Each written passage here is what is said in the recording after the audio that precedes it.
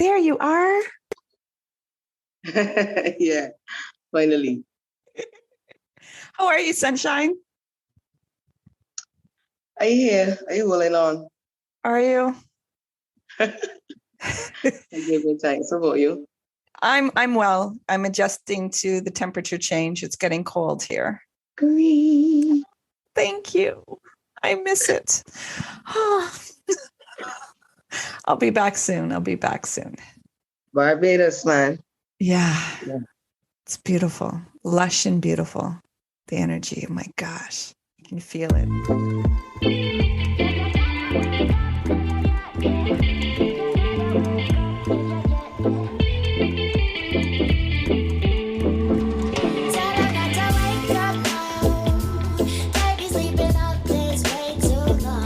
Welcome to the Lift Oneself podcast, Rhesa. I'm so thankful you're here with me. Thank you so much for having me. Yeah, man, it's a joy. So let's take a breath together. I'll ask you to close your eyes and just begin breathing in and out through your nose. And just focus on your breath and just drop into the body and relax. And just focus on your breath and open the heart. Just allow everything to flow. And I'll ask you to bring in an intention for the podcast. Inside yourself, just bring whatever intention you want to bring forth in this conversation. And just allow it to come up into your mind. And just be with it. And when you're ready, you can open your eyes. How is your heart doing? My heart is be heavy, man. With just the state of the world and state of humanity, and so always be trying to fill it with the other joys, that familiar happiness and music and beauty and them kind of things. Yeah, I hear you on that. To strike the balance.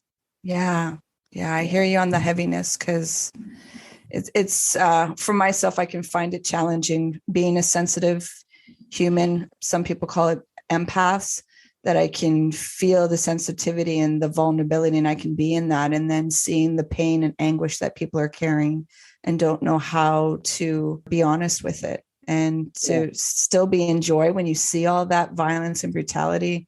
It's heavy. I want to ask you, I'm very curious, what brought you into singing and that having that wonderful voice that you do have? It's just a gift that I discovered I had from early. My family would hold concerts, like family concerts, just get together and sing and dance and do all kind of nonsense. And so I discovered myself at home, and I had a tape recording singing a gospel song at 3 years old, just from at home and kicking it with the family. Yeah. So it's been there all. And I'm thankful that your family nurtured that, because not everybody has that. It was it was just a fun thing when I was growing up. My mom used to sing too, or she still does rather. She still sing with the choir. And when she was growing up, she was in a group with her sisters and cousins and going around Barbados and singing. Michael Thompson and Clarence Thompson, also relatives, also Barbadian musicians, vocalists. So it was.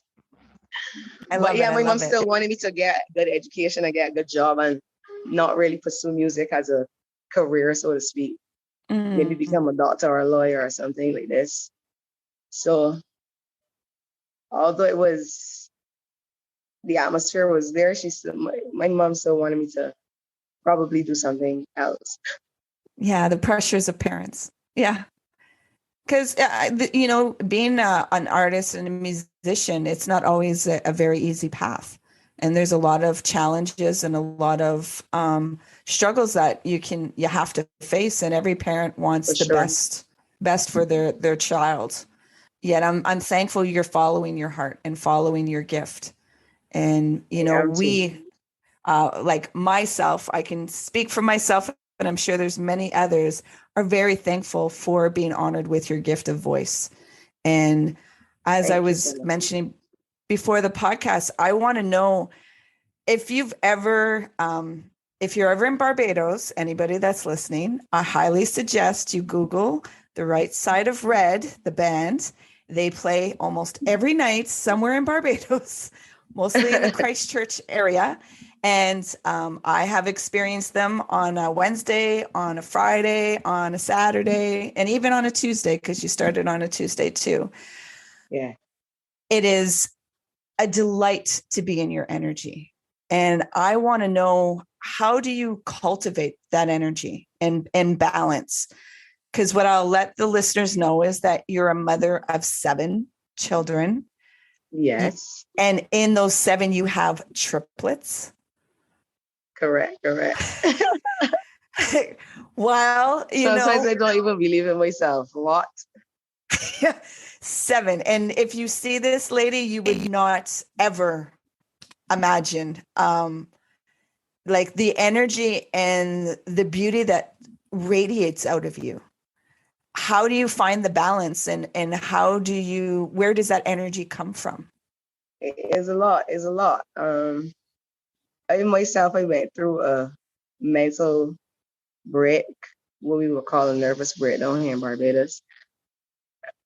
And so from that experience and spending time in psychiatric hospital, I really had to look into myself and look into life and what really causes us to take and to think and to be passionate about things and to not be passionate about things, to love and to hate and to, I don't know what else to say. So is mindfulness and awareness, is meditation, is yoga, is exercising, is eating properly. Mm-hmm. I was on a vegan diet for a while. I added fish back into my diet. My eating really causing a diet, nothing.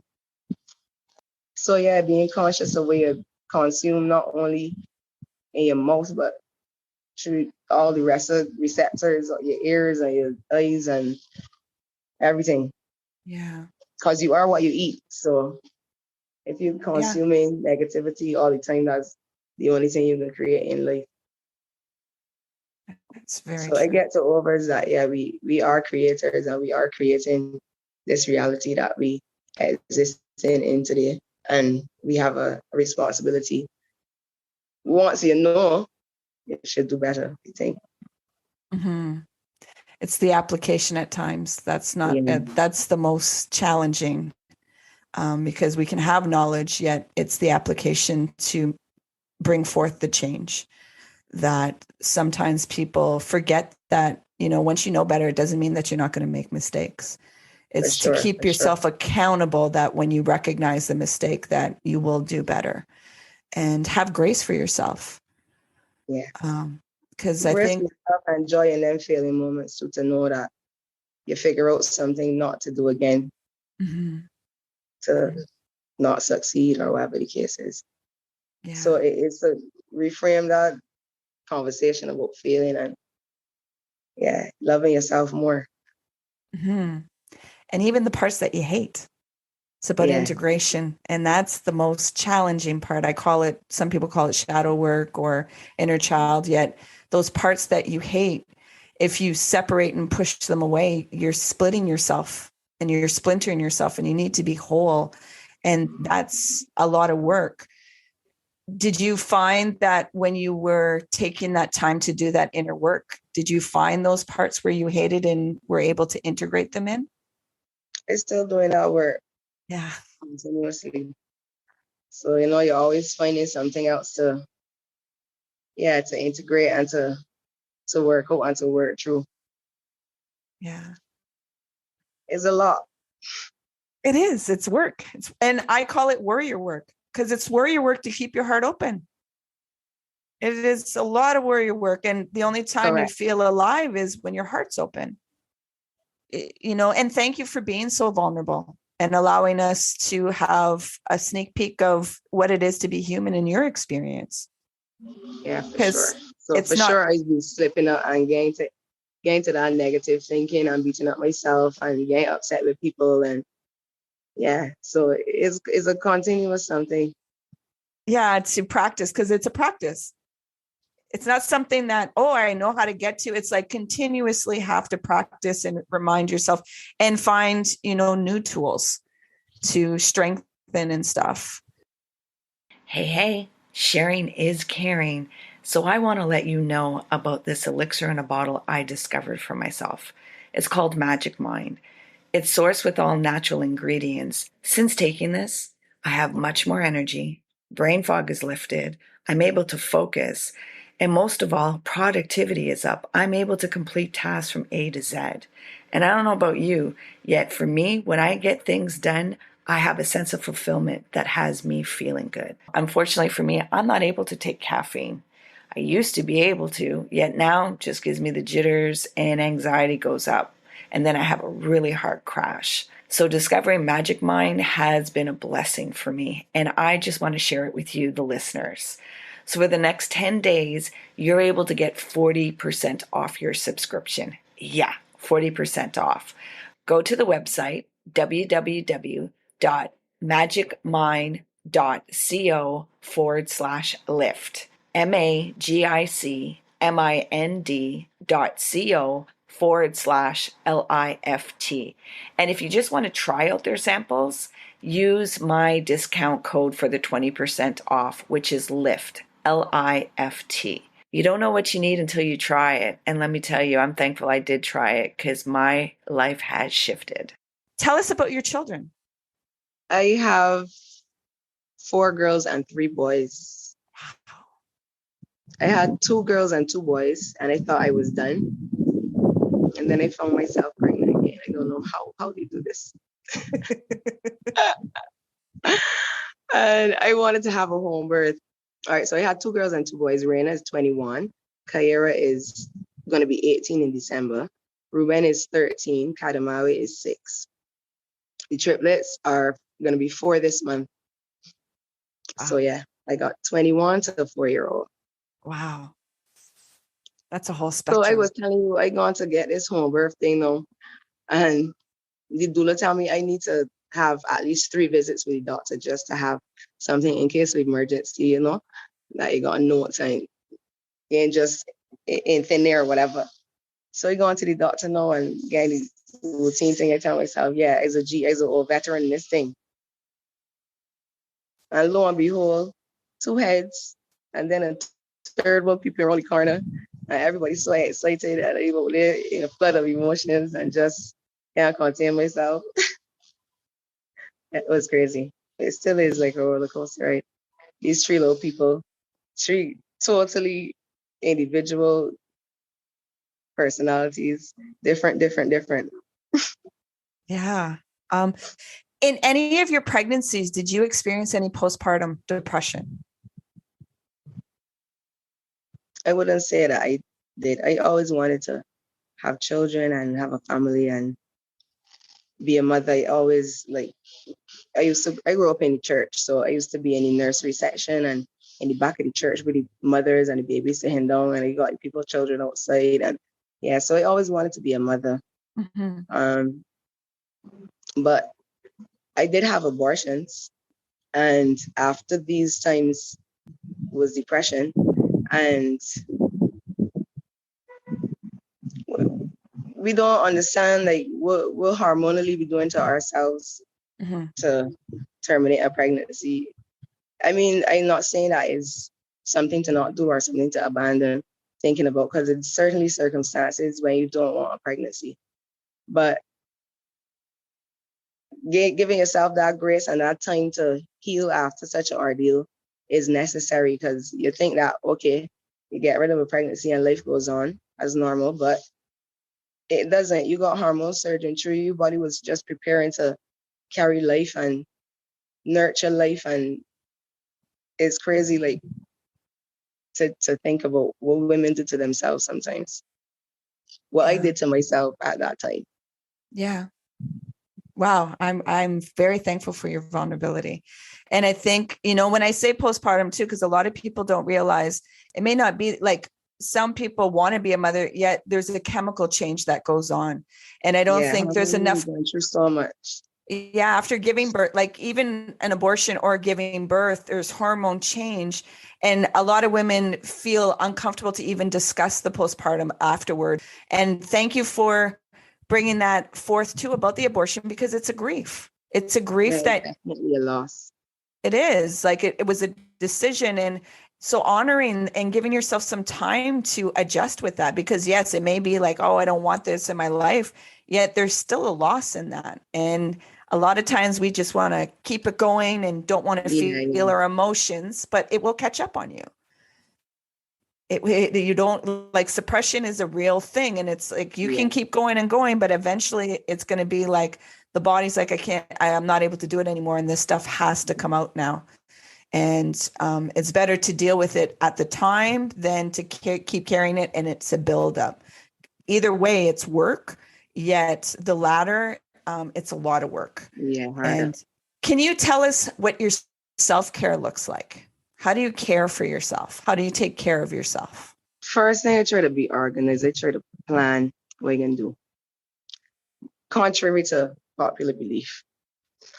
But I try to be mindful and aware of what's going on so that I can prepare myself for things and I don't be scrambling and all over the place.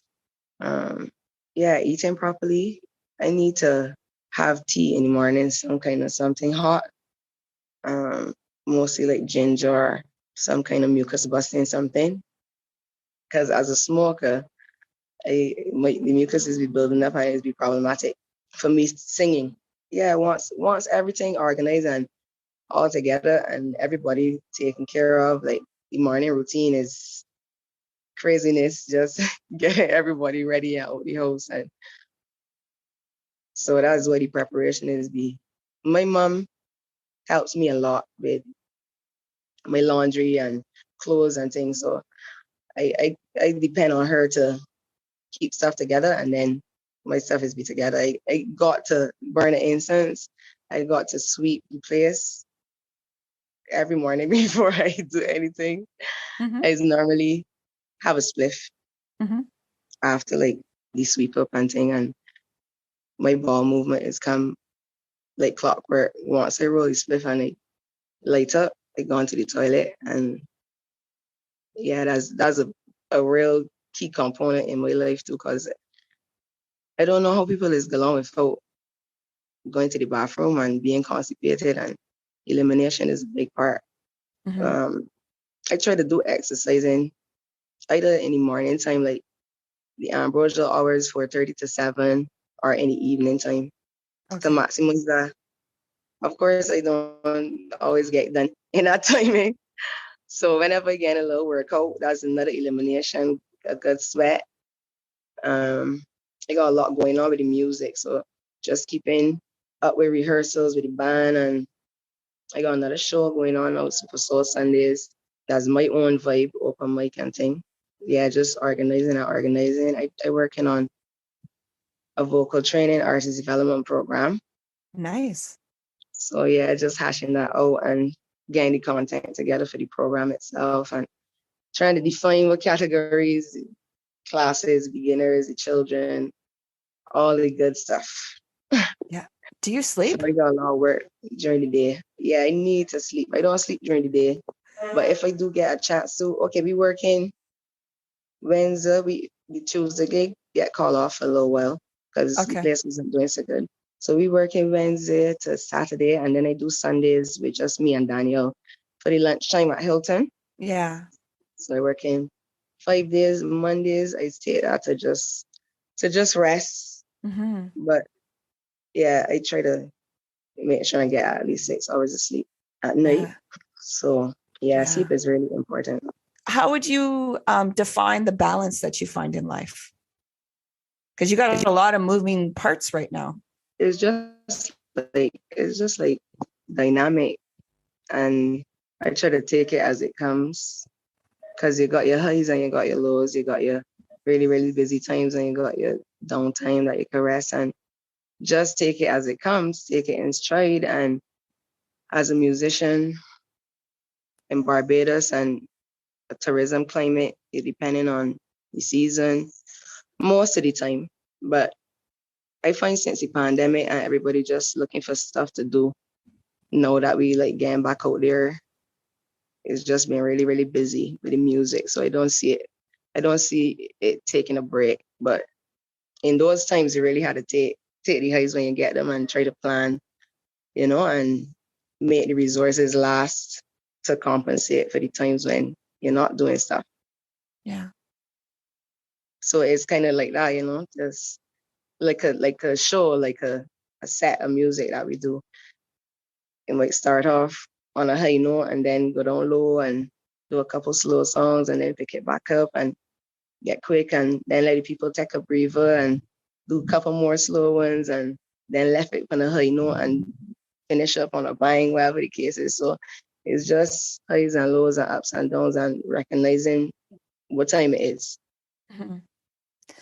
So when you're doing your shows, do you feel the energy of the audience, and that's where you guys are going to flow with how you're going to do your set?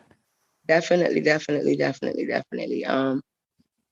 Daniel is the one who calls the set, and he's trying to mimic a DJ playing for a dub or party, and he studied like DJ sets. If he driving in his car, he listening to the DJ set and making comparisons to where we could go with our set. And so definitely we feed off of the audience and what energy they're giving us off, or what we giving them.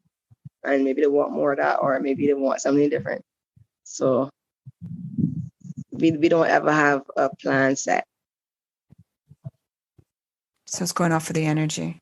Yeah, just feeling. Yeah, because unless it's like a wedding or some special occasion.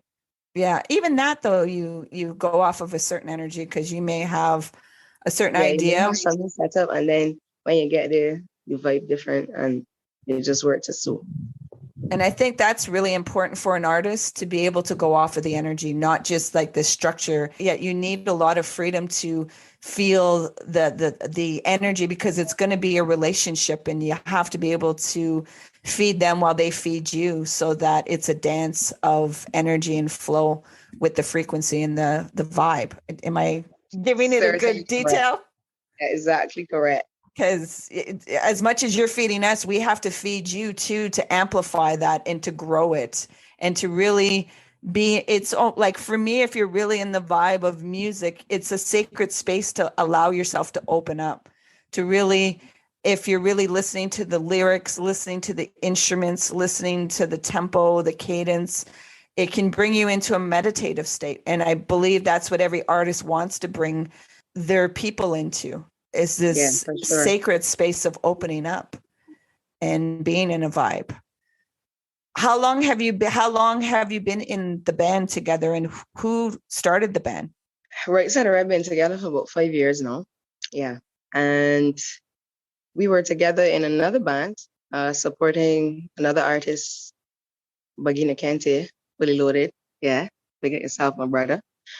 So he got us started in the reggae vibe, and we were touring back and forth to Qatar, and I decided to stay home and be with my family and create more family. And the guys were still on tour, but then they finally the contract just finished. They got somebody else, or whatever happened, they were here in Barbados. And Jamal, the drummer, he's who decided to put together just a musical site to do something while they were waiting for another contract, basically. They did eventually go back out to Qatar, maybe a couple of years after, and we did a wedding in Greece and some other stuff with Fully Loaded.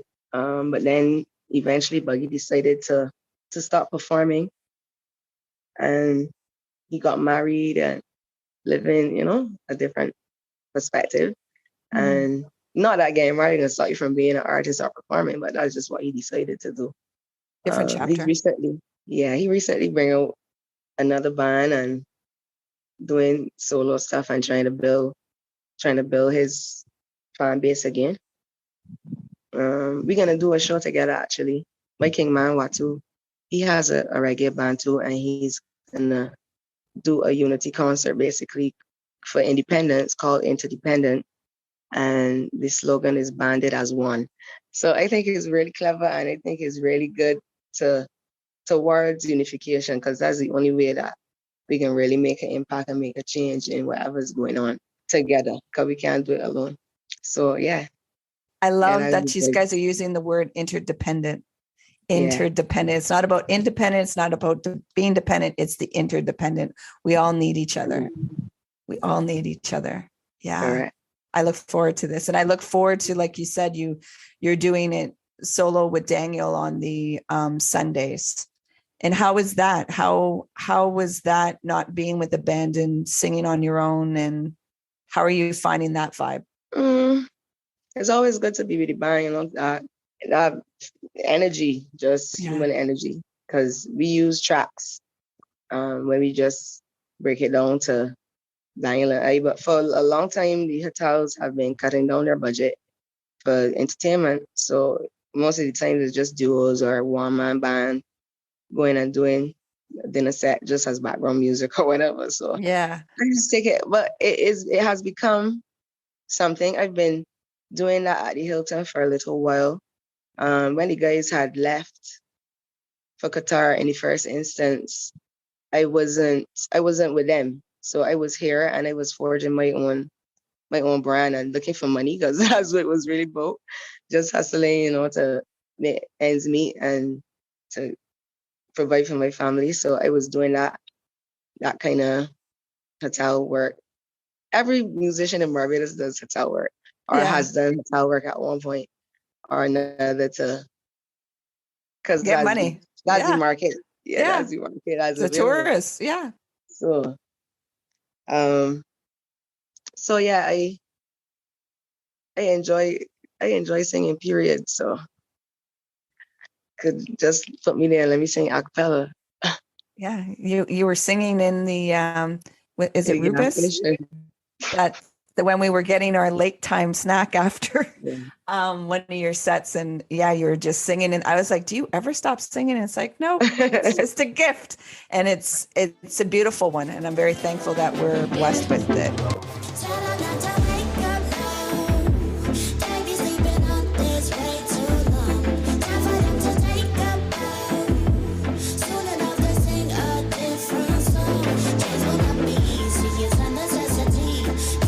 I'm going to bring you into a reflective question. I'm going to ask you to go to your 18-year-old self.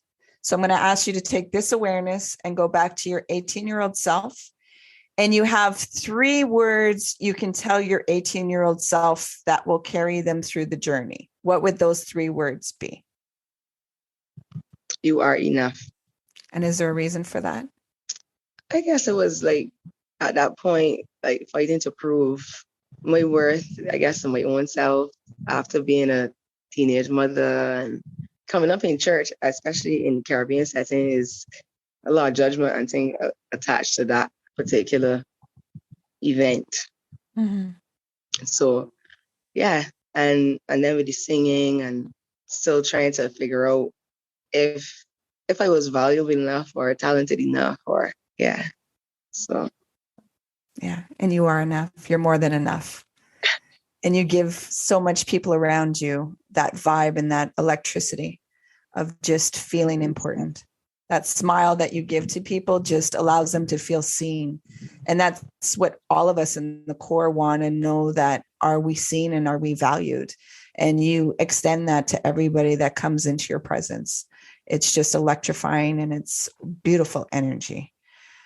Is there anything that you would like to leave with the listeners? Ask and it shall be given. Seek and you shall find. Knock and the door is open. Thank you. Where can the listeners find you? On social media platforms, Facebook, Rhesa Garnes, IG. You can find me as Rhesa Garnes. So my handle is Love N FYAH, Fire, Love and Fire. Right Side of Red. We're performing almost every night, Wednesday to Saturday nights on the south coast of Barbados, and Hilton Sunday afternoons. Super Soul Sundays. Come and get some good music for the soul, good food for the soul. That is a more therapeutic session. For me, it turned out to be for other people too, but it was ready for me to really get to express these parts that somehow get boxed in or whatever. Mm-hmm. So yeah, we did. Yeah. Thank you. With the regards to what you did with your inner work, are you ever like holding space for other women to talk about their mental health or explore the things of pressures that some women don't even realize that they're in? We only talk about holding spaces like that. It ain't really come to fruition yet. Okay. So I think the most of us, we need that safe space to just be honest with ourselves. And it can be so challenging to do. Yet when somebody can hold that space for you, there's so much of a release that you can start to make sense of it from the inside out, not trying to grasp outside to make people be your savior or try to figure things out. It's that, oh, I can make sense of this from the inside out. yeah, I definitely hold space for my closer ones. In this Caribbean culture is, a lot to trust someone with your deep private concerns or whatever. So it's a selective thing at this moment. So as you say, to really be vulnerable and open and honest is difficult. So I be working on it. Yeah, it's, and I understand that sometimes when people are talking to me, they're like, I've never told anybody this, and I don't understand why you're a stranger. And it's like, I just have that gift for people to finally feel like they can breathe and open up and not feel threatened with it and not feel like it's going to be used as an attack against them. That feeling of judgment or a threat that you're going to now use my vulnerability against me. I want to thank you for extending your time, because that is the most valuable. Thank you so much for having me. Things that we have. Continue to light the world like you do, because we benefit from it and we need you here, as beautiful and as brilliant and as radiant as you are. So please keep you. Thank you. And please keep sweet. I will. And please keep taking care of yourself. Take those times to nurture yourself. As you said, 7 children, being a daughter, being a partner, being a friend, a woman, everything. Yet it's like, I got to take care of self and me. So please do that, because we benefit so much from that electrifying energy. And so you need to be able to always make sure that your cup is always full, and we just get what flows over. So keep that cup always full. Okay. Enough respect, my sister. Love you. And always remember to be kind with yourself. Yeah. Ever since you told me that the first time, I just keep hearing you say so. It's something I leave with everybody. Telling everybody so too. Be kind to yourself. Yeah. Because we don't do it. We're always told to be kind with other people. Yet it's like, are you actually being kind with yourself? And most times a lot of people are saying, well, I'm trying to, or I've never even heard that. Like, of course I am. And it's like, they never, and once you do your inner work, you realize everything is from the inside out. But we think, well, if I'm kind with somebody else, then that kindness will come to me. And it's like, no, everything starts from the inside out. And it's a shift with your perception. And that's just my signature of giving people an inclination to go inward with this. Remember to be kind to yourself, because a lot of people, it disrupts them and they're like, what are you talking about? What do you mean? And it's like, go into that portal. It's I almost died 8 years ago. So that's what brought me mostly into my portal. As you said, with your breakdown, that brought you into your portal. And it's like, I want to be where you don't need these big disruptions to go into the portal. Like unfortunately, humans learn from pain and suffering, and that's what makes us change.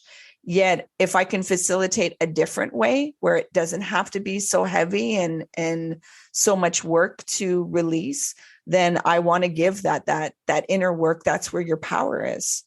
And to remove the stigma around mental health. Because like you said, in the Caribbean, it's like scorned and you try to be vulnerable, but then everybody wants to label it because nobody wants to really deal with emotions. They don't want to see the array of it. And it's like, we're human beings. We have to be able to express this. There's more emotions than just sadness and anger. There's a whole array of it. And if we don't allow ourselves to have context, we're not able to heal and grow in a way to thrive. If you trust in a higher power, God, Jah, Allah, universe, whatever name you call divinity, that you're able to really trust that. And a lot of people say they trust it, yet they don't know the walk of it. And it's like, I myself is get caught in that trap. It's difficult. It's challenging to trust into those things, like what you don't see, to trust it and know that, you know, the universe has your back. And some of the challenges that you go into, it's for your growth, but it doesn't feel like it when you're going through it. Yet having that trust of really coming out of that dogma and trusting that your message, that God is, or Jah, or whatever name is your message. Nobody can tell you what your message is. And it wasn't a 3-way call neither. Other people can't tell you. They can give you some insight that possibly you aren't seeing certain things, but it's a direct conversation that you are getting that you have to honor and protect also. So I'm thankful you have been listening to your gift and the challenges with your mother and, you know, wanting something different for you, yet you're, you know, commanding the pen of your story. And thank you for that. Because you're opening. I was a Rasta, and then I got this tattoo here is a symbol of all religions, all spiritual indoctrination, or whatever you want to call it. It's just different paths to get to the same destination. So it don't matter. Once you're looking to get to that higher place, that higher power, to that higher being in yourself. Yeah. And which is love. We speak the same language. Yeah. All religions are just different rivers that end up in the ocean, different rivers that finally get there. It's not one's better than the other, or it's just different paths. And it's correct. Different ways to experience life. That's why we need diversity, because if we were all the same, we would be banging up in each other and things wouldn't be able to grow. You need the friction, you need the contrast, you need the diversity. And we can honor and respect each other also in that process. My thing is, remember to be kind to yourself. Because if you're kind, then you're able to listen and you're able to be in that higher power and listen to that voice and follow that guidance and not the world's guidance. You're in it, but you're not of it. And that can be challenging. Thank you. It could definitely be challenging. Yeah, because it's... And a lot of biblical principles, you know, I take with me and find the truth out of them. Yeah, got to make it make sense for yourself. Make sense from the inside out. Just listen. I think that's what's lacking in the most of everybody, is just being able to listen. Yeah, communication. Yeah. Like I said, remember to be kind to yourself and be playful. Thank you for making it all the way to the end. I appreciate you and your time. If you found anything of value in this conversation, please share out the podcast, share it through your emails, social media, and also please like and subscribe so that we can grow the community and expand the dialogue. Until next time, remember, be kind and playful with yourself.